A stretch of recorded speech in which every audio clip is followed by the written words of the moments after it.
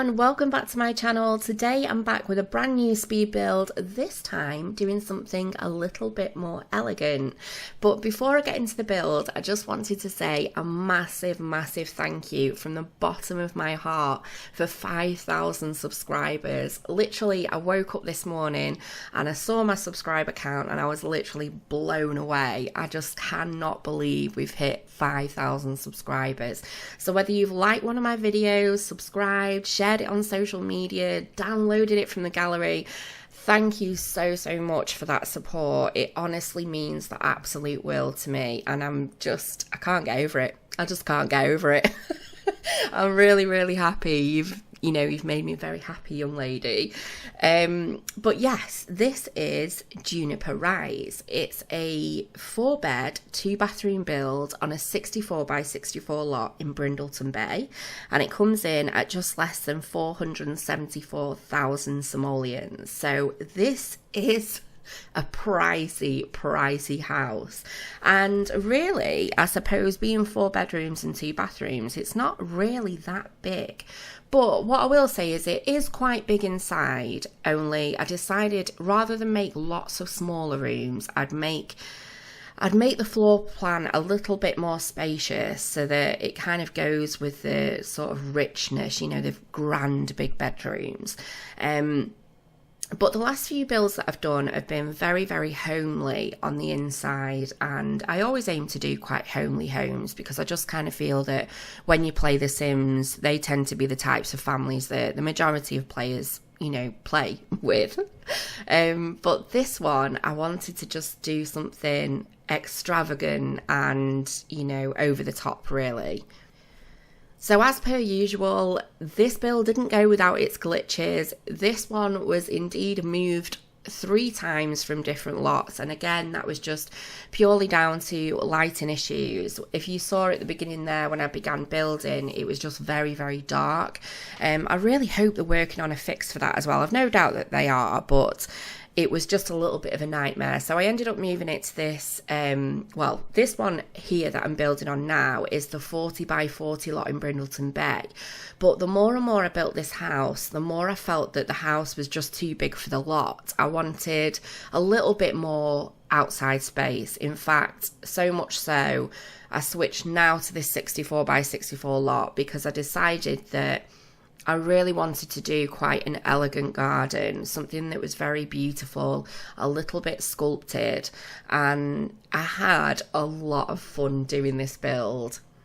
I think it's been a while since I've done anything that's kind of posh, if you like, something that's just very grand, and I really wanted to go for that kind of effect with this build, especially with the landscaping. I wanted it to feel like if you rolled up to this house in real life, you would look and just be like, wow, that's incredible. I bet they've got like 10 gardeners to manage that garden. But as per usual, with the build, I had absolutely no idea what I was doing with the landscaping because this kind of thought process evolved as I was building, and I do find that sometimes. I think when you build a house, you start to get a feel for how you want it to be, how you want it to look like, and I knew that I wanted to do something quite grand. So the landscaping was completely all over the place. The editing for this build was a nightmare. It took me ages, and I just have to firstly apologise if it appears that I've been jumping all over with with this speed build, but that's exactly how I built it, just all over the place. There was really no kind of method to the madness. I just sort of went in there and just tried to kind of like piece it together. It was almost like a jigsaw. So I've done my very best to kind of include probably the main features of the garden, really, because I think this build took me just less than 9 hours to complete from start to finish. So there was a hell of a lot of footage to kind of like compress down. And I never really like my builds to be over 20 minutes, my speed builds. But obviously, this being a 64 by 64 lot, it was going to run over 20 minutes. But I tried to include absolutely everything that I'd done that I felt kind of was like a main feature to the garden or the house. So yeah, this build didn't go without its glitches. I think the worst one that I was struggling with the most was when I came to do the interior of the build, and it was literally the wallpaper lag issue that we've been struggling with since the release of Seasons. Now obviously with a new expansion or new release, and it's very, very common amongst multiple different games, is you're going to get issues, there are going to be bugs, and slowly over time, you know, the team works to rectify those. But this main issue was driving me up the wall, and it was the wallpaper lag issue. It actually caused 3 game crashes where there was no sort of like report after to say why it had crashed. It was just straight down to desktop, and I was like, no. Luckily I was saving that often during this build that I didn't lose too much progress, but yeah, I must admit I was biting my nails at one point thinking, please, I don't want to lose any more footage. And then lo and behold, just as I'm getting towards the end of the build, I think I had like one more room to furnish and kind of do up. They released an update to say that it had been fixed. So I quickly did this update, went into the build, and it was just, yeah, it was fixed. It was rectified. But I was thinking, if only it had been fixed a little bit earlier. But anyway, we got there in the end. It was just quite slow and painful trying to apply the wallpaper to most of the rooms, because a lot of the walls that I do in my rooms have accents. I never really just do one solid colour throughout a room. I always end up putting some sort of accent wallpaper in there. I don't know why I do that. I think it's just, well, I do know why I do that. It's to kind of add depth into the room. So I do it quite a lot. But yeah, so it was a little bit challenging. So this little bit that I'm building at the moment is kind of like, I don't know what you would describe as being a little bandstand, but for me, I placed in a fountain in the centre of it, and I also put 2 easels in 2 separate places just looking out over the sea, because I thought it'd be a really nice place for the Sims to be able to do their painting, and maybe they'd get some really nice shots from you know, doing their work in there. Initially, I actually built a tree house in this back area, but after I looked at it, I kind of felt like a tree house didn't really fit in with what I wanted this build to look like. And even though it was really cute, and it's probably something that I will do in one of my next couple of builds, I did end up getting rid of it, and obviously I built that instead. So I did actually work on this house over a couple of days, and I'm really glad I had that time in between just to kind of digest what I'd done and then sort of wake up and look at it with fresh eyes, because I honestly didn't know where I was going with this build. I was literally just adding to it each day as I went, in the hope that eventually by the end it would look half decent. In all honesty, I felt like I was sort of winging it. At one point I'd done the majority, and then I thought, I'm going to delete it all. I'm going to delete it all and start again. But I thought, no, you know, I'm just going to persevere, just keep chopping and changing things until I feel happy with it. And I think that's what made the editing in the end such a nightmare. But yes, I did get there in the end, thankfully. So as always, I've added in lots of activities and skill building items as well. We've got things from bee boxes to the pool to planters, climbing frames. We've got the wishing well at the front of the house as well, chess table. So there's just absolutely loads to do in this garden. I didn't just want it to look pretty, I wanted it to be functional as well. I would say with regards to the actual build, I didn't aim to sort of really do too much in the children department. Even though we've got a children's bedroom, the decoration in the house, where I would normally place things like potties and high chairs and toy boxes and things like that, there isn't a lot of that in the main adult areas. But I have included a children's bedroom, and obviously so I went ahead and put the activities in the garden as well. So I'm currently working on one of the last features for the garden, which was this little kind of pond area. I initially built it and decorated it with a couple of statues in from the Romantic Garden pack, and I really liked it, but I wanted to do something a little bit different. So you'll see that I've managed to balance this snail kind of statue on the very, very top, and I will just add in as well for anybody who wants to download this house from the gallery, or probably any of my builds really, is I do use the move objects cheat, and it just allows me to be a little bit more flexible and a little bit more creative. But if you go to download it off the gallery, you need to make sure you have that cheat active first in order for everything to be placed right. Now, in all honesty, I think even when you use move objects, sometimes depending on how creatively different you've used objects, it doesn't always work. There are some things that are out of place, but things like that certainly will probably drop to the bottom of the pond when you download it if you don't have the cheat active. So I hope you're all having a fantastic week as per usual. It's still really roasting hot over here in the UK. It has cooled down a little bit from what it was last week. And yesterday I thought we were actually going to have rain at one point because it was getting really overcast and then there was some dark clouds. So I was getting so excited. And it was actually, this just sounds so sad as well, getting excited for rain. But it's just been so hot for the last couple of weeks, and it feels suffocating. Like, I just really don't cope very well in this weather at all. But yesterday, I must admit, it was nice just to have that break. It didn't rain in the end, but it was nice just to have that kind of break from the intense sunshine, because I have to do the school run a couple of times a day, and going out in that heat in the afternoon is just like I'm virtually crawling up my driveway when I get back.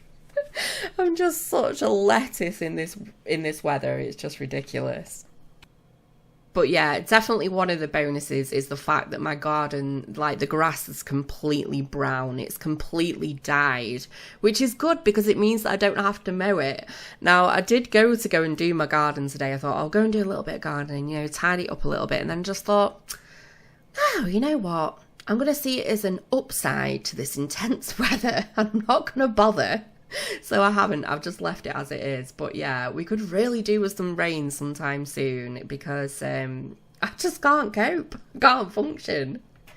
So I'd say with this house on the interior, again, I wanted to go for quite an elegant look, but I didn't want it to be that elegant that it was I didn't want it to kind of be old-fashioned, if that makes sense. I wanted it to kind of suit probably a very wealthy, modern-day family, if anything.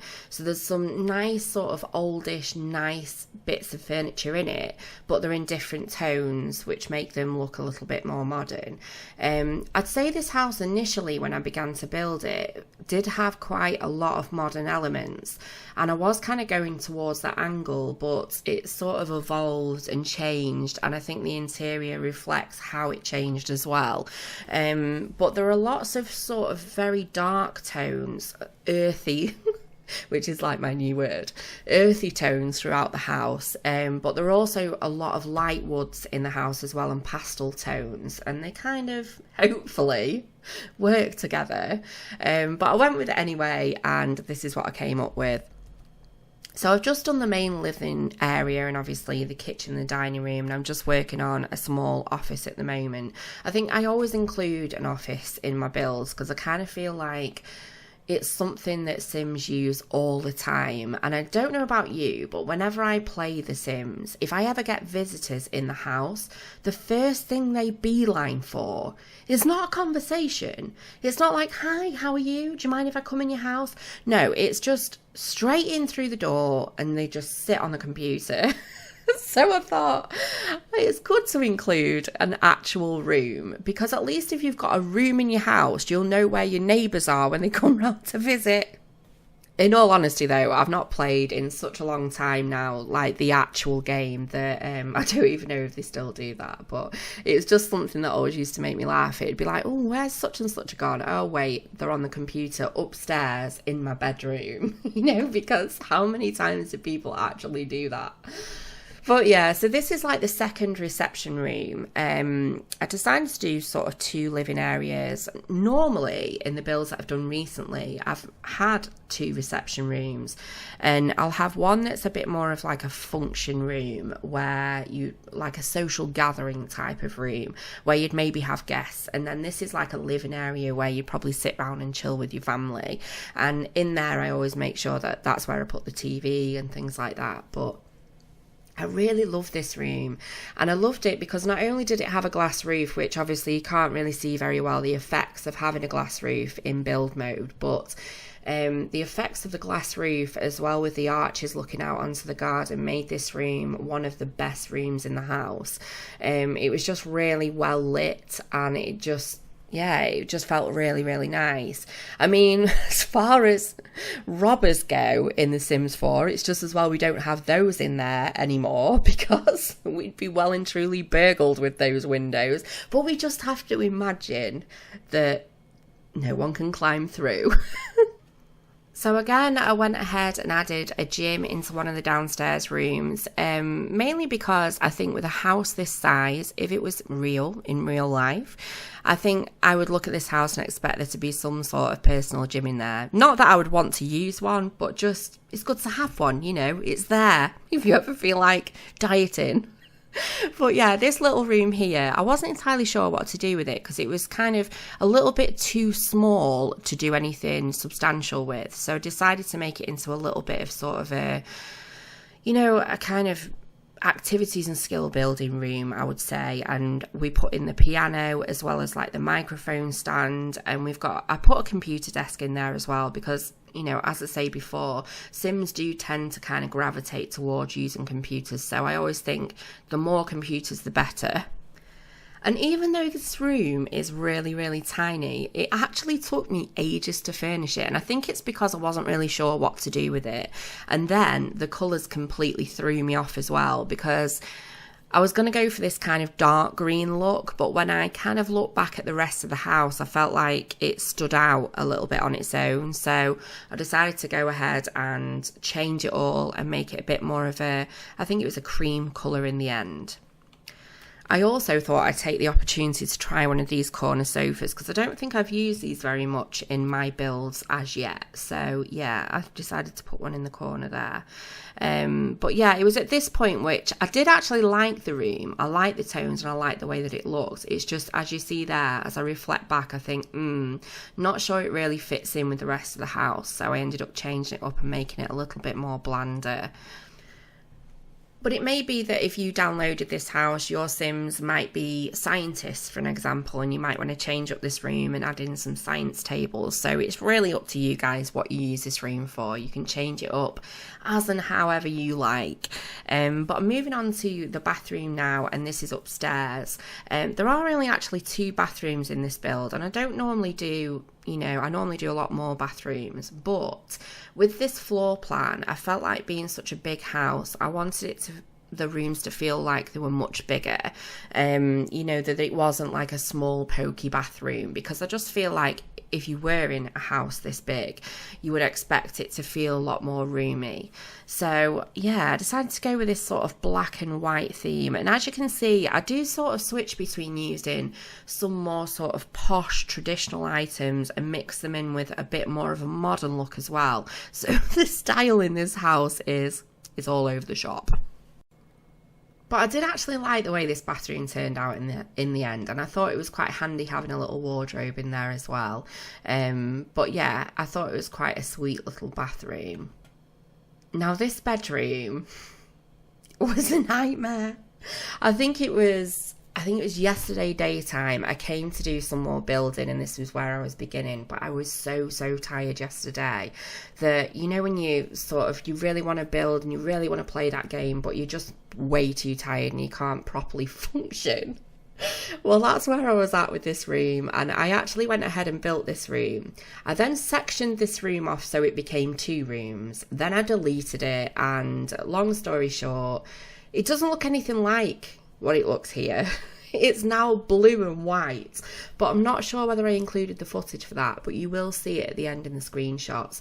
I just felt when I went away and I came back that the pink was just a little bit too much.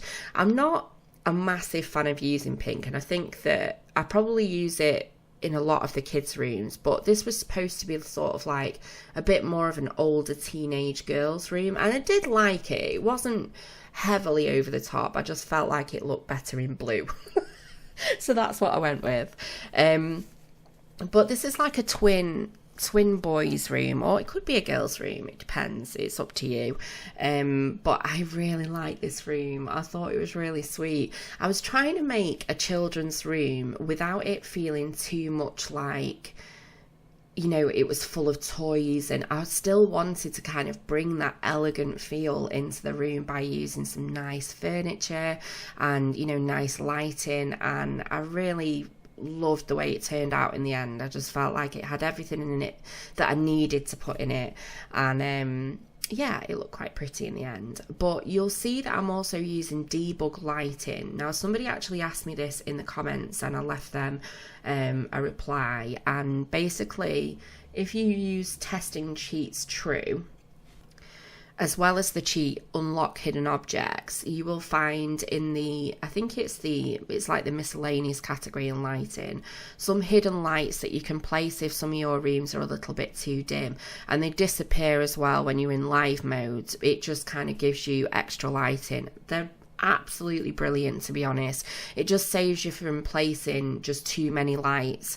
I always go a bit mad with my lighting though, I must admit, but it really helps to kind of just brighten those rooms up that you need to brighten. So it will probably be a good idea, thinking on with the lighting, to also have the unlock hidden objects cheat on, as well as the move objects cheat, if you wanted to download this house, just to make sure that everything's in place that should be in place, if that makes sense. So yeah, I'm just finishing up this bedroom now. I did end up sectioning off that side of the room with a little divider. Just thought it'd be like a little bit of a dressing area instead. But moving on to the last bedroom in the house, this is another double bedroom. I'd say it was quite neutral really. I didn't put lots of activities and skill building items in it. I just sort of dressed it up, if anything, like a bit of a guest room. But this could also be the master bedroom in the house. It's entirely up to you. So I hope you're all having a fantastic week wherever you are in the world. If you enjoyed this video, please feel free to give me a big thumbs up, and if you're not subscribed already, it would be great to have you on board. But I just want to say again, thanks so much for 5,000 subscribers. It honestly means the world to me. I'm completely blown away. But have a great week, guys, and I look forward to seeing you in the next video. Take care. Bye.